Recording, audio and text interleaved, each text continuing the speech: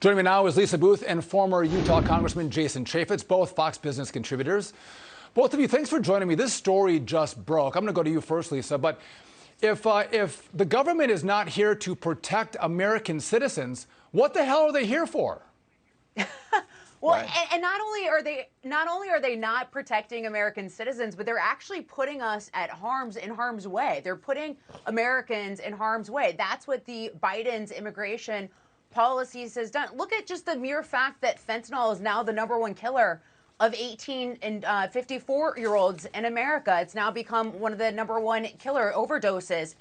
You look at the fact that we are shipping unvetted illegal immigrants across the country. You look at the fact that, all of these things are happening under the Biden administration. So they don't even care about illegal immigration. They don't care about border security. They don't care about any of these things, and they're putting Americans in harm's way. It seems like we have all of these globalists now in power in Washington. And Jason, you're a former congressman. We served together.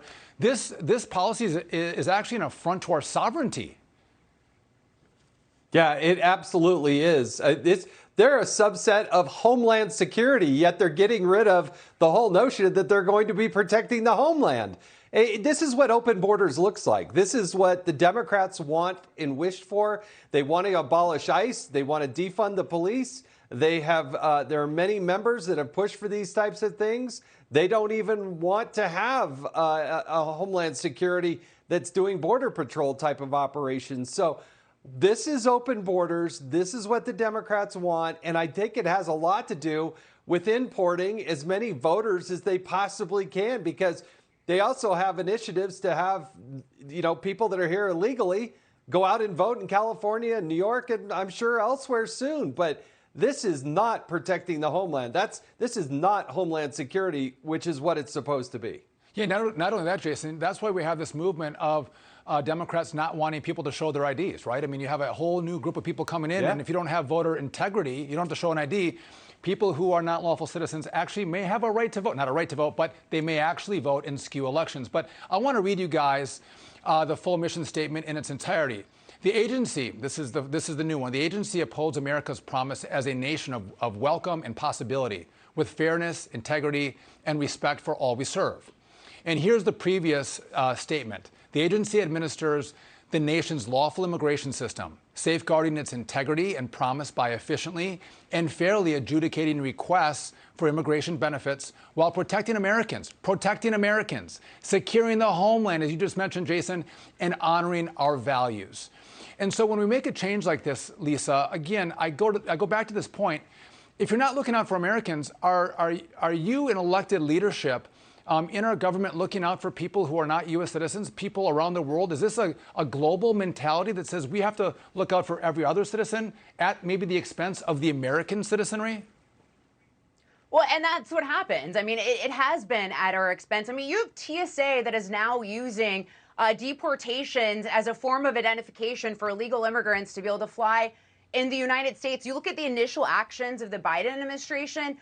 He took 94 different actions, I think executive actions, on immigration in his first 100 days. And what were those things? Not moving forward with building a border wall, trying to dismantle effective policies like Remain and Mexico. And again, you have to look at the net impact of all of this. Not only were we importing cheaper labor, which is going to drive down wages for hardworking Americans at a time where, mind you, Americans are already struggling financially because of the government, because of COVID policies, but we're putting people at harm's way. We've already seen suspected terrorists be caught at the southern border, sex offenders. We've seen criminals enter into the United States and commit illegal acts with these illegal immigrants. So we're putting Americans at harm's way. And then, mind you, are we even a sovereign nation when we don't have borders? We're not even protecting our borders. So I really hope this is a driving issue for Americans as they head to the midterms, of just looking at what Joe Biden's priorities are, looking at what the left's priorities are, and it's certainly not American citizens. You know, when we look back to the last election, obviously Donald Trump building a wall, Democrats didn't like that. They campaigned on being a little softer on immigration. I don't think any voters anticipated that it would be wide open and these would be the policies coming from the Biden administration. I think this has been a shocker for most Americans. But Lisa and Jason, stay with us. A new Biden program underway as border crossings hit all-time highs. the administration will no longer detain migrants in Mo, detention centers, can we but turn off rather this release TV thing? them with tracking devices. Let's go to Rich Edson live in Washington with the details. Rich? Hey, good evening, Sean. And the Biden administration is moving to meet one of the president's campaign promises. That's to close all privately run detention centers that are housing migrants waiting for their immigration hearings. The administration has been steadily increasing the use of tracking bracelets instead of detaining migrants, allowing them to live and work in the United States. Now the Department of Homeland Security is expanding that, using curfews and home confinement, with a pilot program to parole migrants to Baltimore and Houston and then nationwide. That's according to a report in Axios.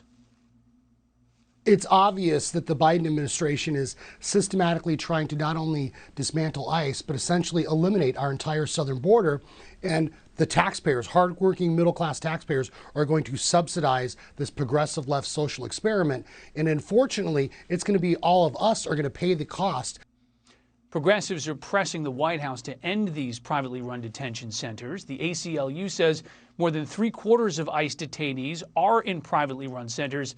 And, quote, Americans have become more aware of the inhumane conditions and twisted business model of the private prison industry. A private detention industry group tells us, quote, for decades, both Democrats and Republican administrations, including during the Obama-Biden years, have utilized contractors to dramatically improve conditions for the men and women navigating our immigration system. The administration says it's closing 2 private centers. A Syracuse University project says as of mid-January, Immigrations and Customs Enforcement was holding more than 20,000 migrants. In August of 2019, during the Trump administration, ICE had detained more than 55,000 migrants. Sean? Thank you, Rich. I appreciate the report. All right, back with the panel. Jason, I'm going to come to you. So they're closing down detention facilities. And with this flood of migrants coming into the country, it seems like there's only 2 options. One, you can detain them and deport them, or because they're flooding in and you have less detention facilities, you just have to release them. So it sounds like the administration has gone with the latter. They're just going to release folks into the country, oftentimes not knowing who they are. Well, the first problem is the Biden-Harris administration has created a magnet. They've essentially telegraphed everybody, hey, come here, we're going to let you loose into the country. So they're coming in record numbers. And the reason they're having to go to private detention is because they're overflowing the system of what we currently have. The numbers are so big, there is no place to house them. And if they're just going to release them out into the homeland, something they said they weren't going to do, but they obviously are doing catch and release, How are what are these people supposed to do for work? Because they don't have legal documentation to get a job. What are they supposed to do for food and housing and everything? These are all going to be put on the backs of American taxpayers. I shouldn't have to pay for it. Neither should you. And yet we're all going to pay for it. We don't know who these people are that are coming across. And how ironic that the Biden-Harris administration is out there talking about securing and taking care of the Ukrainian border and the Taiwanese border, but they won't protect our own border. And that is something that is fundamentally totally wrong. I mean, Lisa, to Jason's point, our government, the taxpayers are flying these illegal migrants around the country. We're putting them up in housing. By the way, we see these reports all over the country where Democrat cities have homelessness run rampant. A lot of veterans, sadly, are on the streets right now. That money could actually go to them instead of illegals.